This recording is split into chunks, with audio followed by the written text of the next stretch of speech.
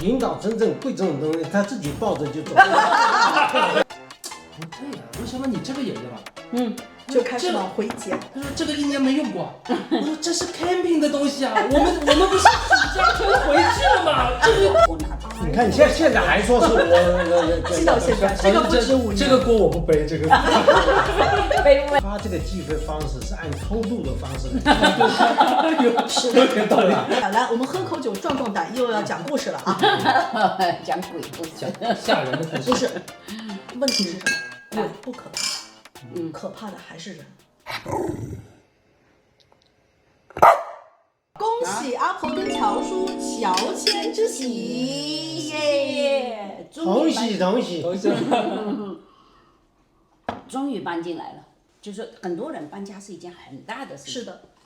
但对我们来说，好像就跟小儿科一样，因为你知道吗？那天听了一句话，说搬家其实不是一件很麻烦的事、很烦心的事，而是重新开始梳理你的所有的生活啊、物件啊也好，你当着这么一回事。因为你知道，你有的时候在这个一个家里、一个屋子里住了10年的人都有，那么你知道里面堆了多少东西，你可能都找不到。我2年搬一次家，我就把它都理出来。即使是这样，我还发现我还有很多东西，把沉淀的东西给它挖上来一下。对，还有宝，就是没用过，这2年完全没有用过。这么多年来，从多伦多就不停的搬，完了在多伦多还要搬千里迢迢啊，4000公里，2人1狗1车，对吧？就折腾成这个样子。然后来了温哥华，这已经是第3回了吧，对吧？皮，是你是见证人哈。好，我相信到了今天为止，阿婆很多的观众还在那边不理解，就是说。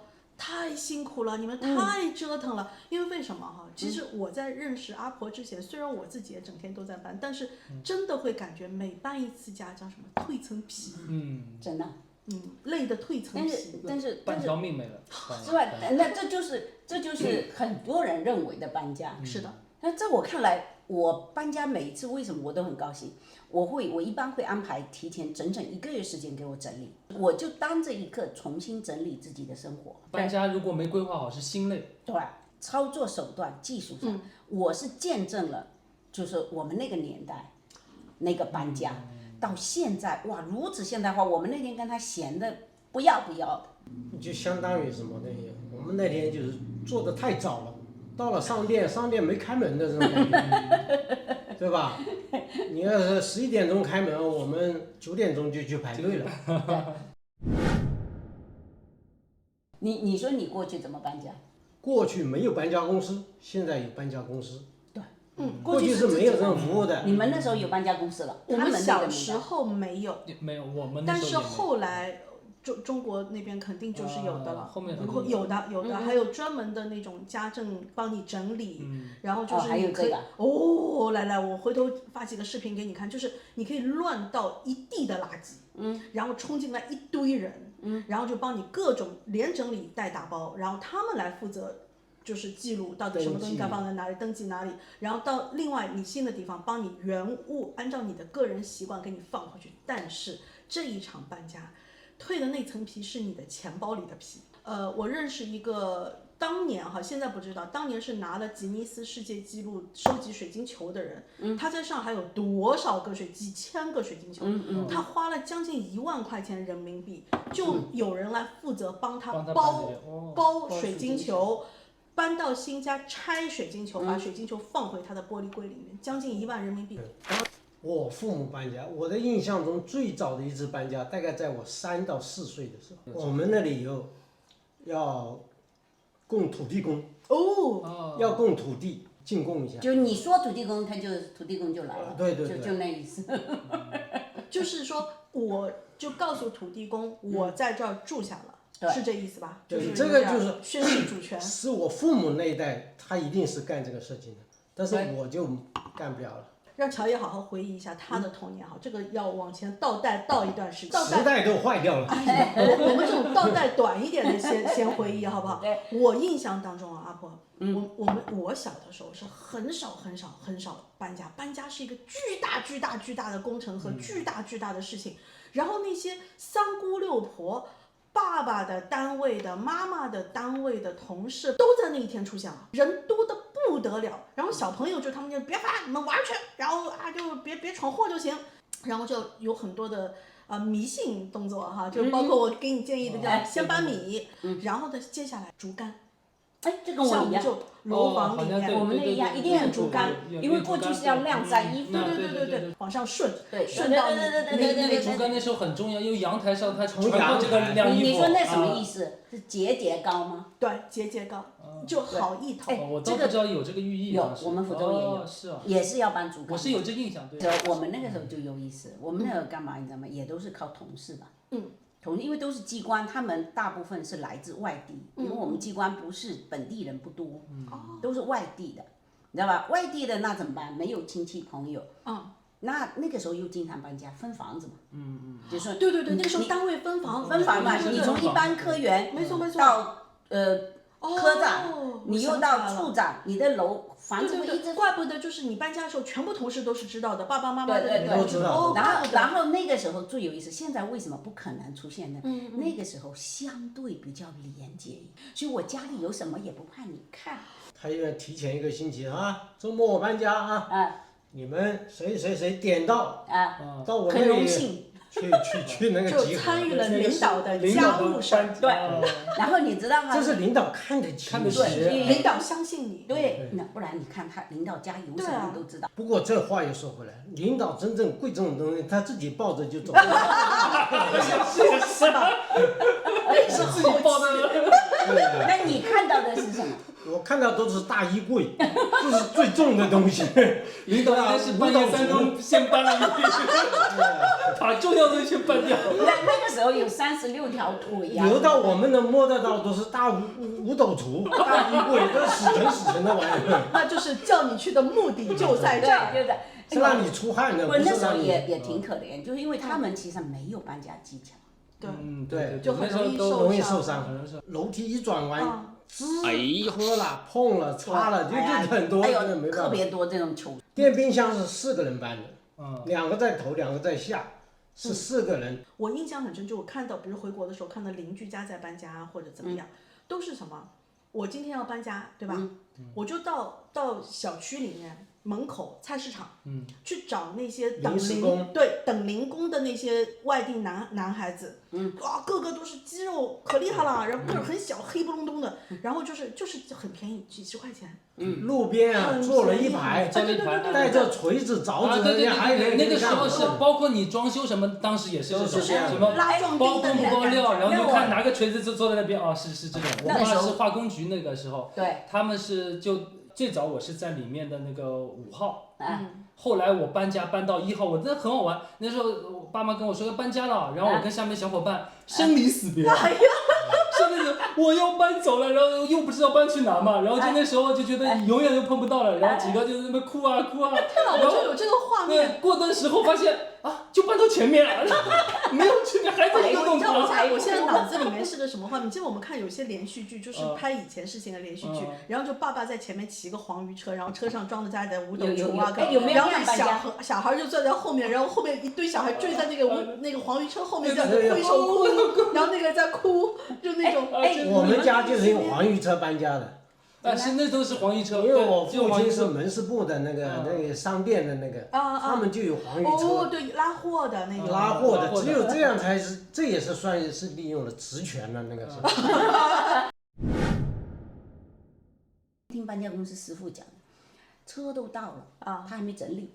是有没有这样子？对我来说是不可思议，但是他说真有这样子。估计他们就是有钱人家的孩子，对吧？但是阿伯，我跟花花的代表就是，我们知道有搬家公司，但是没钱，对，你东西也不多。东西其实很多，对吧？你要知道那个时候，那个时候的行李啊，我们都是可以，不比现在的国际航班要多1倍的行李。来的时候恨不得就是连剪刀带菜板，然后带什么锅碗瓢盆，就爸妈就恨不得让你什么都能带去。他以为这里什么都没。对，到我来的时候也是一样，什么东西都有。到了加拿大，感觉就是你要去过一个苦日子，你马路上搭个帐篷，你就能在那儿活下去，就这种感觉。所以我们当时带很多很多东西。锅都是自己带来的。没错，至少是头1年吧，头1-2年里面。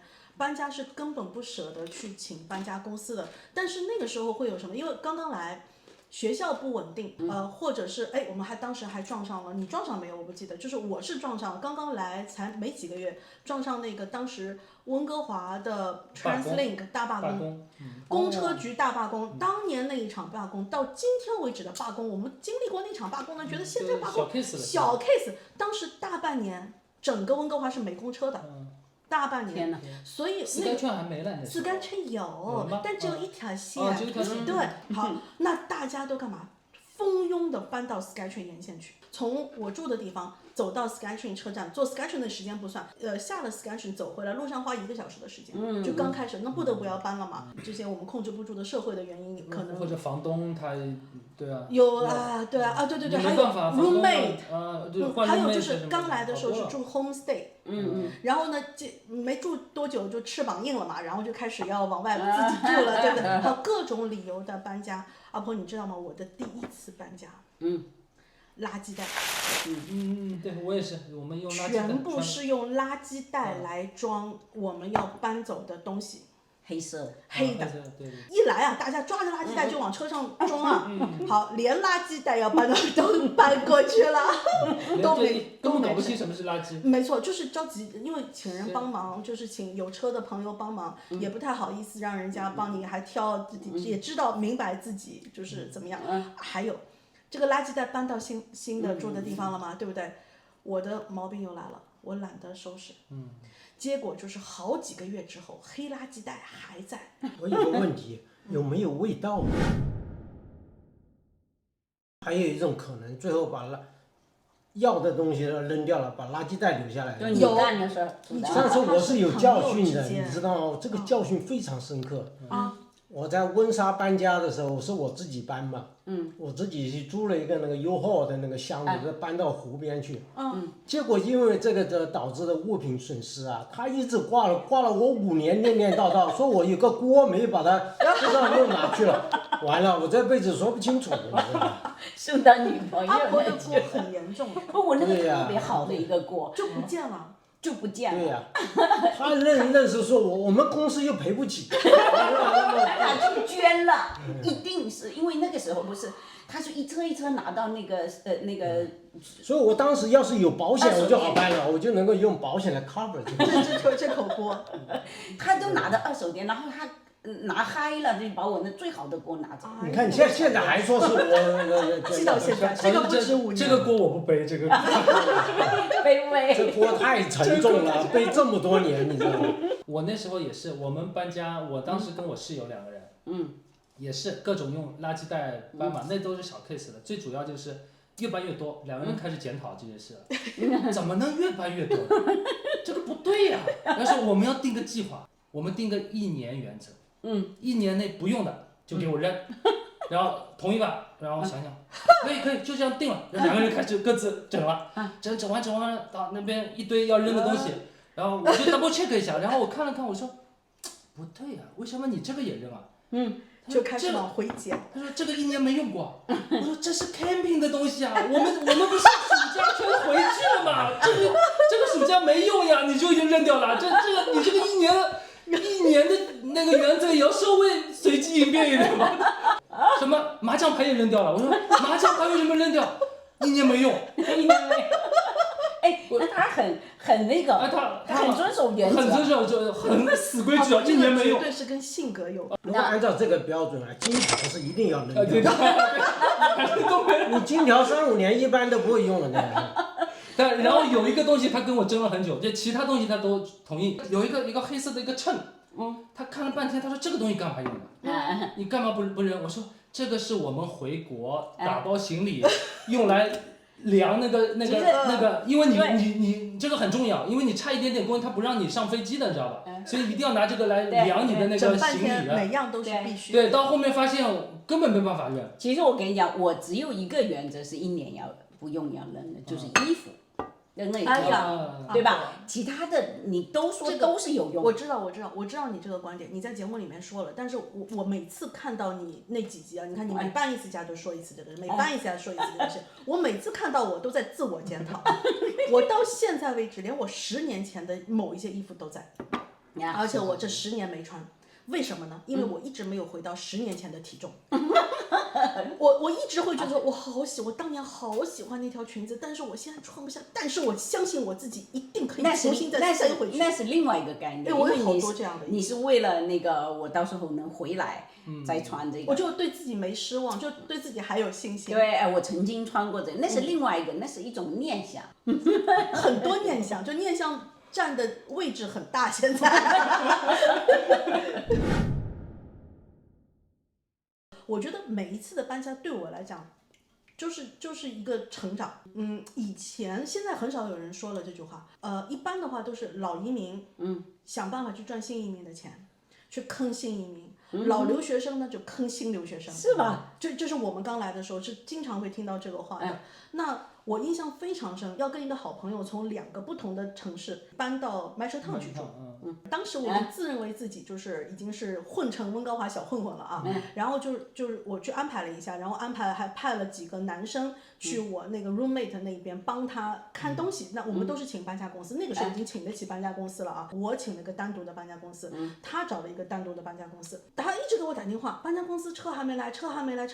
你看我们住公寓都有规定的嘛，就是下午的几点钟之前或者中午几点钟之前你必须要搬走嘛。他给你锁电梯，他就锁到这个时候。如果这个公寓他已经又租出去了下个月，那下午几点钟之前人家要搬进来了嘛，对吧？好，结果他到了规定的时间都还没有等到他的搬家公司，他没办法。好在我派了几个男生在他家里那边陪他，他们就自己啊。一车一车的去把那些家具什么箱子去运进电梯，一下运到楼下，就在楼下再慢慢的等搬家公司。我们约的是中午，结果当天天黑了，搬家公司才把它搬下来。搬家公司的车门一打开，它那个大货车嘛，那个车后备箱一打开的时候就把我惊到了，从后备箱里面跳出来10几个，就是大街上流浪汉打扮的人，10几个。全部都是关在那个车后箱里面，你都不知道他坐哪儿，可能躺着，我不知道。华人老板的搬家车，他跟我按人头算钱，他今天请了多少人来，跟我们原先打电话请他报纸上登的时候说的价格完全不是同一回事哦。然后我当时我就跳起来了，我就说，第一我都不跟你计较，你迟到那么多个小时，造成了我们的麻烦。第二。我们谈好的价钱，你现在跟我来人头，我说你车上跳下100个人，我还按照100个人给你算钱吗？对吧？你有跟我说过你会按人头算钱吗？你会有多少人手吗？他这个计费方式是按偷渡的方式来计，是有点道理。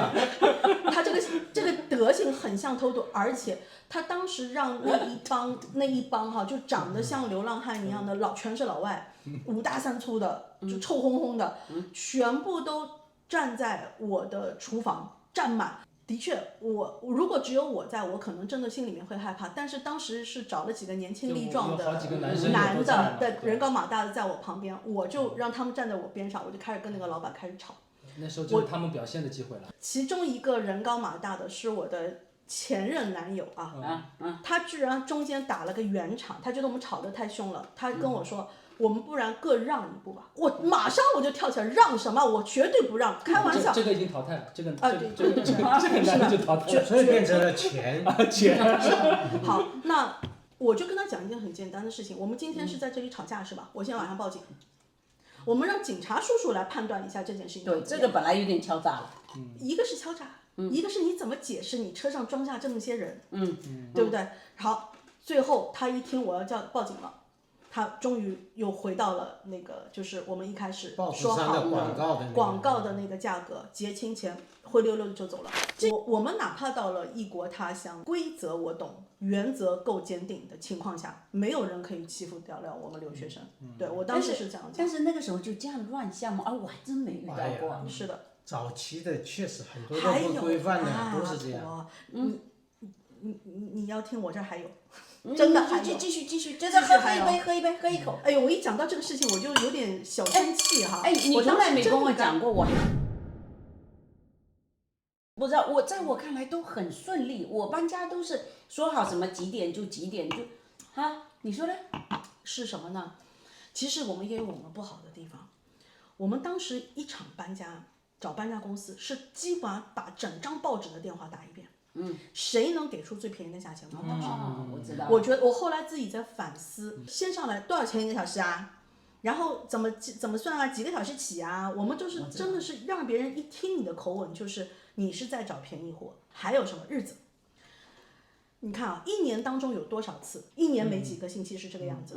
正好又是周末，还是长周末，还是一个月的要么最后一天，要么第一天。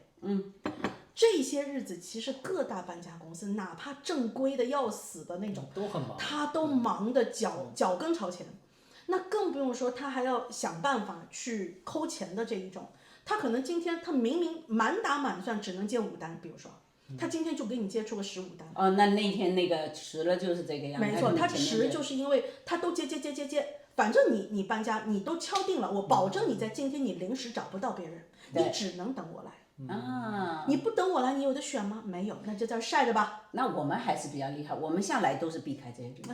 就是我在想好，就是在订这个房子之前，我就要想好这个日子哈，都是尽量避开周末。要避开。我不这次那个搬工作室又碰上了，又是这样。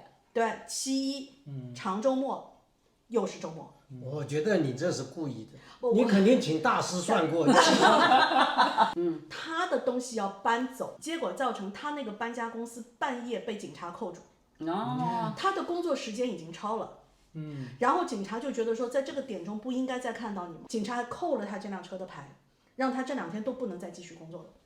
怎么？对呀，那我就觉得我还真没有，就是说我们就属于那种我还涉世未深。阿婆还有更恶劣的。是我的一个亲戚搬家，东西真的很多的，还有钢琴，对吧？又有老又有小，帮忙就是协调招呼一下，楼上楼下，然后就大家看一下。然后那我们就真的没有顾到，就有吃中午饭这件事情，我们都没有想到这件事。突然之间，那个老板就是那个搬家公司的老板，搬到一半的时候，突然停下来了。他说：“你们给我们准备饭了吗？”我问一下那个主人。就是请他们的人，他忙得一头烟的，没有啊，他之前没有跟我说过啊。我说不好意思，我说我们没有说好吧这件事情。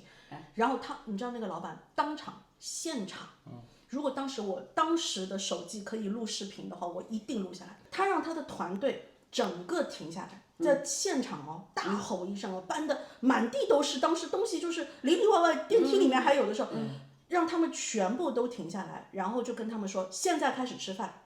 别着急，大家慢慢吃。言下之意明白了吧？我知道。你的这个搬家时间，我们是按小时算的吗？哇，当时把我气的呀！然后我就旁边好多人在拉我，我觉得我就上去就开始骂娘了那种。但是又不是我搬家，是我的亲戚搬家，他也在拉，然后他马上放下手上所有的事情，不管了，老的不管，小的不管了，冲出去买饭盒，买盒饭。然后买回来，赶快招呼他们吃，然后才说吃好了，好吧，那就开始工作吧。别着急，还来了，还继续招呼他的团队，别着急啊，慢慢搬啊，小心别受伤啊。有点像黑社会。是的，如果当时有，就是我做自媒体，或者是哪怕我有认识做自媒体的人，或者当时有做自媒体这个概念吧。我当时只是在 Vansky 上写了封投诉的信，就是我在那个发帖子发出去，我把他的公司的名字，公司就当天发生什么什么事情，然后后面就有人跟帖说也吃过同样的亏，同一家公司，但是影响力绝对不如今天的自媒体的影响力，太恶劣了。这个简直，如果他有机会看到的话，我相信他应该知道是我们在说他哈，看看我们这个节目这个频道有没有这个影响力。现在比如说我这次这个搬家公司我就特别高兴，这是我来加拿大这么久遇到过这个属于最正规的一个。对，一是他跟我们一个是给员工买保险，就像你们给员工买保险。第二，他跟我们有合约的。就是物品损坏也有保险的呀。物品的损坏有保险，工人受伤有保险。然后呢，就搬家的时间里面，它中间是有个午餐时间的，他跟我们说好从他的服务时间里面要扣除，扣半个小时，然后进行计算。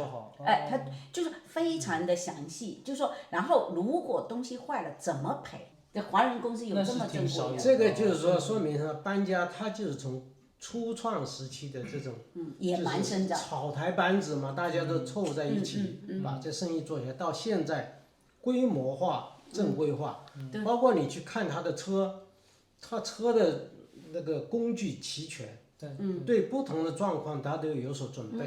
对，阿公阿婆的观念是，我情愿多花钱，我也不要惹麻烦。是第一，我也要走正规路线哈。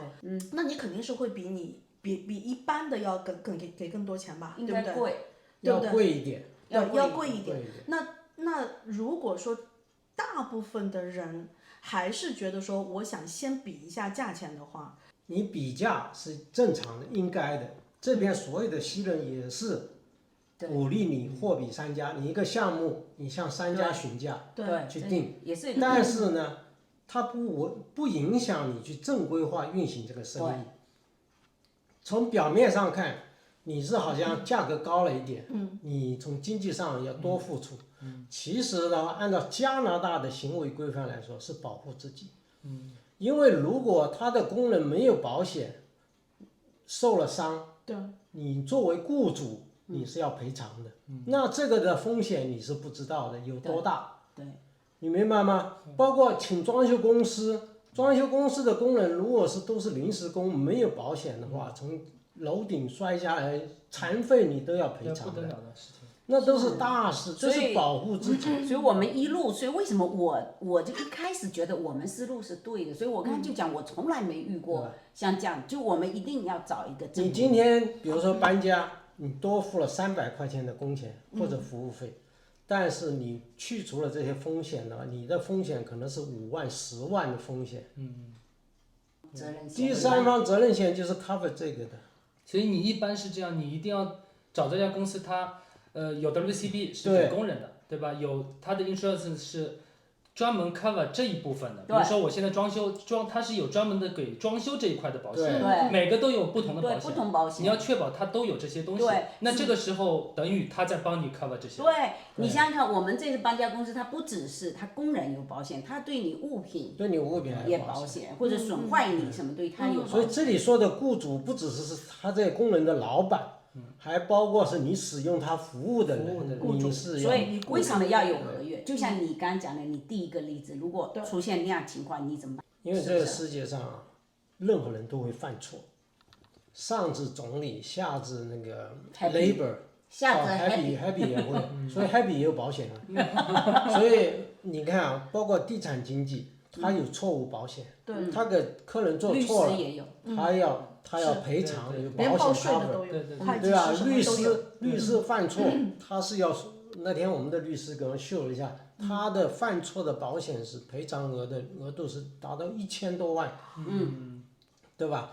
所以这些东西都用保险来 cover 的，其实是层层保护，每个环节要保护。是。对，你不能确保你自己就一定不犯错。所以有的时候我会觉得，就是很多人就觉得，哎，你为什么就别朋友问，哎呀，你这个很贵。我知道我们一路过来，为什么我刚刚跟你讲，我好像都是很顺的。他这个有道理。我这次搬家东西还真不多，他装完卡车只有装半截。但是也还是要800多。但是我觉得我特别安心，因为我们俩也闲。没事儿，对啊，你们已经在对面说说笑笑，你就担着这一部分多出来这份钱，咱们请客吃饭了。你不然你交朋友什么的，对，还欠了人情，然后朋友我们过去，我又回回到我们过去讲搬家。我们搬了个 relax， 搬了个安心，搬了个寂寞，搬了个 peace mind， 也叫寂寞。是的，就安心的寂寞。好，来，酒加上了。没有，我发现哈，我发现哈，就什么叫无知者无畏，你知道吗？就像我啊，向来我都没有考虑那么多东西，所以我都搬家就觉得啊不，你是没有真真实实被吓着过，你知道吧？所以我就发现他很会那个我，老提醒我这样，因为我你不讲我经常被吓着。来，我们喝口酒壮壮胆，又要讲故事了啊！讲鬼故事，讲吓人的故事。不是，问题是什么？鬼不可怕，可怕的还是人。好，就还是跟我那个 roommate， 我们当时看上了一套房子，温哥华那边一套小复式。带后花园的，我们还在后花园里吃过羊肉锅，你记得吗？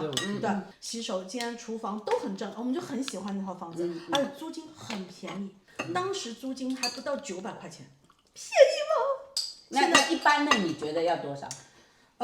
在这之前那一套就是 Metro Town， 就是我们刚刚说就是被搬家公司10个人跳下来那个，那套要1200多，也是2室1厅，的确是不是便宜的有点让人觉得不可思议呢？来了，理由来了，问题出在哪？当时那个房东非常开心，我们去看了那个房子，想尽办法要把我们2姑娘留下来，租下来了，也没有马上搬进去，也不着急。那先想去清洁一下，看上去房子也挺干净，那我们就是还是去清洁一下，我们就叫上几个小姑娘一块儿。第一个发现是打开烘干机，发现里面烘干机里面好多毛巾啊，因为这房子也不是很大的房子，不可能住很多人。然后呢，就看到厨房的柜子里面有很多招待客人用的茶杯，很多10几个。继续挖掘的时候就发现，那些成人用品，在院子里面发现了床垫。我问了有关人士，就比我更有见识的人，说这套房子如无意外，原来应该是一个一楼一凤的工作场所。房东无意间，应该不是房东本人，房东还蛮好的人，然后他应该无意间租给了做这种对，就是性工作者 ，OK，好，那他们肯定是非法的。通常的情况下，被警察抄了窝，警察会把床垫搬到后院。为什么？不知道，我这个也不知道，因为我一说到床垫在院子里，就有知情人士告诉我应该是这个，因为一般警察会有这个举动，我不知道为什么，他们是要抄床呢，应该是被警察还是要干嘛？对，那我跟我的 roommate 2个人就有点害怕，租下来，已经租下来了，我们俩就有点害怕。第一，不知道会不会有人找上门来，觉得你们是否还营业？然后另外一个呢，就是说不知道还发生过什么我们不知道的事情在这个里面，那我们俩就慌了。慌了之后呢，唯一能想到的办法，不然咱烧点啥，去邪气。好，我们当时就跑到唐人街，就是卖那种灯油蜡烛的这种店里面哈，那时候还有纸钱。哎，对，店里面的老阿姨说，就是说我们租了个房子，我们感觉这个房子不太干净，也没敢跟人家讲是为什么不干净。好，那阿姨就说哦，没问题，我给你们一套东西，要在哪个角落烧这个，在那个角落烧那个，然后要几点钟去，烧完之后安安心心的住进去，反正住到搬出来都一直没有任何的问题，我们还很欢乐的在里面就是开过好多场的聚会。就像你这种例子哈，说实在的，还不是那么可怕。他其实，房东在这之前更细一点，他把它弄清楚，可能你们都不至于，你都不知道。我告诉你，我一直没跟他讲。我不讲哪个房子哈，我们搬过这么多房子中，其中有一个让我一直发毛但是我不跟他讲，因为这事情最好不要讲，就当时还住在里面的时候。化解掉它。没有，我没这根弦，因为我不知道，我怕做错了。阿公，我教你一招啊。那我们交换一下，阿公也是不知道的。半夜，就是真正我看到东西了，真正看到了，我看到了。你有没有见过？有的东西我这个我真是没见过。我最好啊，我就想你讲，你们过去那个底下有一个坛。我们要不要单独开一集是讲鬼故事的？但是在你新房子里讲这个是不是不太好？对呀，我们专门录一个 Halloween 专辑，好不好？对。我们那天不干别的，就是互相吓唬对方。对，我们到时候把灯光啊啥都调一调，然后我们还化个妆。